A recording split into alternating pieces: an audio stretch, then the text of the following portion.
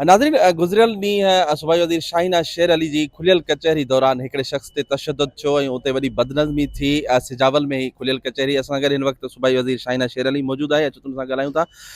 अदी ये बताइएगा कल क्या हुआ वहाँ पे? क्यों आपकी खुली कचहरी में एक शख़्स पे जो है वो तशद्दुद हुआ? मामला क्या था? देखें कुली कचेरी बिल्कुल स्मूथली चल रहा था और बिल्कुल ही एंड पर सबके रिप्लाई मैंने किए तो एक बुज़ुर्ग शख्स ने अपनी सदा लगाई कि मेरी एक रिक्वेस्ट है। जब वो अपना रिक्वेस्ट कर रहा था तो पीछे से एक शरारती शख्स ने जो है ना उसको मारना शुरू कर दिया। इसके साथ 3-4 तुम्हें पता है ना, जहाँ अच्छे लोग होते हैं वहाँ बुरे लोग भी होते हैं, लेकिन कानून की रिट है। पुलिस वालों ने उस बंदे को सेफली निकाल लिया और इस वाक़ये की जो है ना वो पुलिस को कह दिया, इंक्वायरी भी हो रही है और वो जो मसला है उस शख्स का वो ऑलरेडी कोर्ट में है, है वो क्या कोर्ट मैटर कहा है। ये जा रहा है कि वो पीपल्स पार्टी के किसी चेयरमैन के खिलाफ कोई आपको कोई सुना रहा था, कोई उसका मसला था, ये हाँ, वाकई ऐसा ही है?